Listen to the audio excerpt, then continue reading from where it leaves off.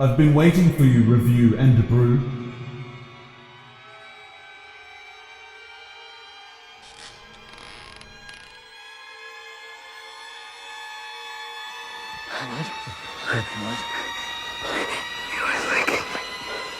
What? He was licking. No. He was licking me! So normally in these reviews, I go through the synopsis of the film, but the problem is with a movie like this, there's so much going on. You have insane music, you have excellent acting for the most part, and there's just a lot happening. So Ledger, can you please help me out because I can't do this by myself. Today's movie in review is Ravenous. Ravenous starts out in the middle of an American-Mexican war where you're introduced to the main character that is Lieutenant Boyd, played by Guy Pearce. Wait, is he a captain or a lieutenant? Doesn't matter. His name's Boyd. You quickly realize that Guy Pearce's character is actually quite a coward, and he finds himself trapped behind enemy lines because he fakes himself to be dead. Once behind enemy lines, Captain Boyd somehow finds the courage to actually overthrow the entire battle and win themselves a victory.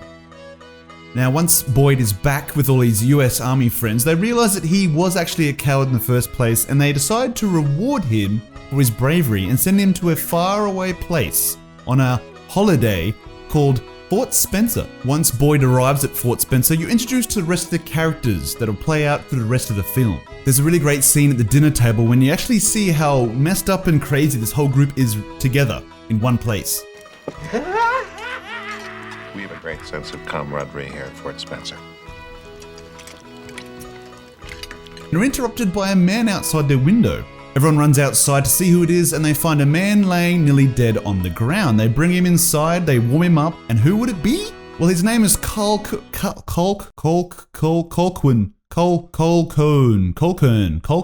It's Robert Carlyle's character. Everyone rushes to the aid of Robert Carlyle's character and keeps him warm and warms him up until he's well enough the next day to tell him an interesting story. He tells of a 6-man wagon train going from east coast of America to the west coast of America, but they get stuck along the way due to weather. When they can't continue any further, they find refuge in a cave. It's here in this cave where Robert Carlyle's character mentions of a Colonel Ives, who seems to be quite of an evil person, you might say. Colonel Ives decides to start eating other members of the group to stay alive. One by one, each member is eaten until there's only 3 left. There's Robert Carlyle's character, a lady, and Colonel Ives. On hearing this story, the rest of the group at Fort Spencer decide to rally their troops and go off and save the young lady in the cave with Colonel Ives. Let's pack up. Pack? We've got to go up Why there. pack? We've got to go. It's our job. Why go? It's our job. Upon reaching the cave, Boyd and Private Reich decide to go into the cave to see what's happening. While the 2 soldiers are inside the cave, outside the cave, hell breaks loose. Robert Carlyle's character freaks out and actually kills everyone standing outside the cave, including Colonel Hart, the commander in charge. It's at this point you realize that Colonel Ives and Robert Carlyle's character are one and the same. Boyd and Private Reich exit the cave to a bloody murder scene. They then chase down Colonel Ives, who is chasing down Private Toffler, which he catches and guts. The 3 converge onto a cliff top where they battle it out to see who's going to win this big one. Private Reich is the first to go and falls off the cliff down into the forest below. Then we are left with Colonel Ives facing Boyd. In another true act of cowardice, Boyd jumps off the cliff instead of fighting with Colonel Ives, and then the scene is kinda in limbo. Somehow Boyd does not die in the fall, which is also a comical point, but he is left at the bottom very, very injured with a very dead Private Reich. The next few nights play out as Boyd is stuck in a very awkward situation with a dead Private Reich next to him. It is at this point where he battles with the sense of trying to stay alive and needing something to eat. He eats roots around him, but he quickly turns to cannibalism himself. While in his dank little cave, Boyd feasts on Reich, which gives him power to get out of the cave, and he walks all the way back to Fort Spencer. Now, that is the first part of this movie. The whole second half of the movie is about Guy Pearce dealing with the fact that he is a Wendigo as well as Robert Carlyle. He said that when you ate the man. Yes. Did you feel it all physically changed? Stronger? I seem to remember something like that. Now that story might be a lot to take in because it is. There is a lot in this story. And it's not so much the story that makes this movie great. It's how it's told, and it's the acting within it. These actors are amazing. They did a great job together.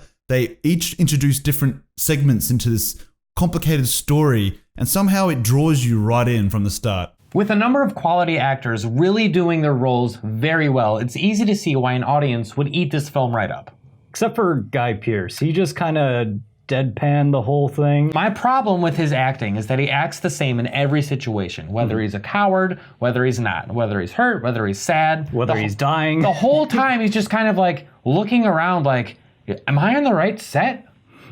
Is this, when's lunch? Now, his adversary, the actor that played him, Robert Carlyle, did fantastic. What were your thoughts on that? Robert Carlyle is one of those actors that are in everything, and they are actually a really good actor, and they deserve more credit than they actually get. You might have seen him in things like The Full Monty. He's in Stargate, the TV show. He's also in Once Upon a Time on TV as well. But my favorite of all time for Robert Carlyle has to be Trainspotting and the new sequel. One scene in particular that I really loved was when they went to the cave. Yeah. Robert Carlyle's character starts freaking out and getting all jittery. He's doing this weird stuff with his hands as he's approaching the Reverend in like a threatening way. And you know at that point, there's something not right with this guy. it's about to go down. He starts digging in the ground like an animal, like how you see a dog digging up a bone. Yeah. And he pulls out this knife that he's hidden, and you're like, oh shit, he's cornered these people. He got set 'em. this up. Yeah, and the way that they do that is so brilliant because you hear these drums in the background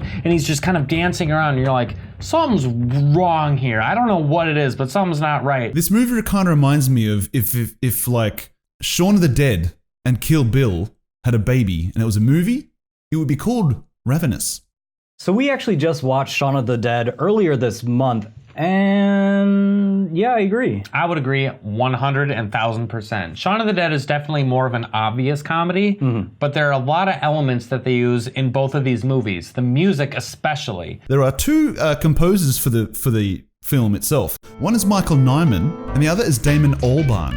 Now, Damon Albarn is actually a founding member of the UK band Gorillaz, and this is the perfect combination of a classical score writing musician mixed with a pop star, and it just fuses perfectly.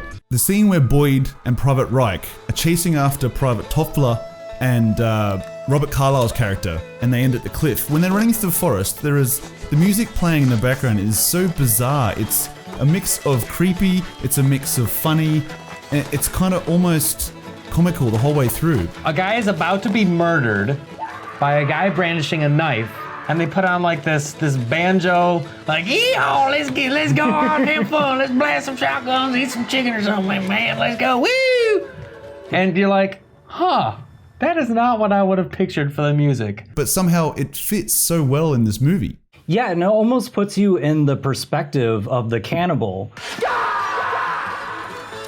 Maybe he's having a really good time with this. Like that banjo music's like, Right. I'm having fun. I'm about to eat some meat. That's partly what makes it so disturbing, is this is not just a guy looking for food. This is his game. This is his life. This is what he gets off on, is chasing and killing and then eating. In summary, I love this film, and I'm really glad I got to watch it. It's one of those films, it's a comedy, but you don't laugh. It's almost, you're too concentrated, you're too drawn into the whole storyline that you don't have time to laugh at it until the end, when all of a sudden all these emotions come through, and you can actually process what just happened in front of you, and you just want to watch it again. And I did. I watched it 3 times. It's great, and I really urge anyone who likes gore, dark comedy, or anything along those lines to watch this. You won't be disappointed. How this film did not reach cult status, I'm blown away. I have no idea. Very surreal, very strange, awesome film. Thanks, Ledger, for helping us out. You're big help. We couldn't have done this without you. Just like I can't do this beer review without you.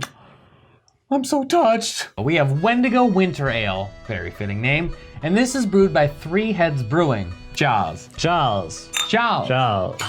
So we're going about this a little bit early. This is a winter ale, but it's starting to get a little bit nippy outside. It's a little cooler out. Normally you drink this more around the month of December. But... Wow, that is really, really good. Let me just start by saying, Both Pip and I have tried a lot of winter ales over the years. Now, winter ales are generally very heavily spiced, and usually that is to a negative effect. A lot of them are a little too sweet, or you get this fruitcake flavor. This doesn't quite have that. Yeah, I was really surprised because my first sip, I had this idea of a winter ale that's like fruitcakey, chewy, just something I don't really like. But the aftertaste on this is pure cocoa powder. It's this bitterness to it. The powder, absolutely. You have this cocoa flavor. It feels like you're drinking a liquid version of powder, which I know sounds kind of weird to say, but when you try this, you'll know exactly what I mean. It feels like you're drinking cocoa powder with a little bit of cinnamon in beer form. It's delicious. The bitterness offsets all the other spices to great effect. So, much like human flesh, you get one taste for it and you have an unsatiable desire for more. I agree, actually. All right, it started a little creepy, but I can't argue with that. This is a great beer. Honestly, the best winter ale I've ever had. Highly suggested. So thanks for watching. Thank you, Legitimate, for helping us out. We couldn't have done it without you. Definitely check out his channel. He's got great gaming stuff over there, and he also has a Twitch. So go watch his live streams. His live streams are hilarious. Honestly, I don't really go for live streams, but watching Ledger makes me have hope for the future of humanity. They are great. So thanks again. We'll see you tomorrow. Have a good one.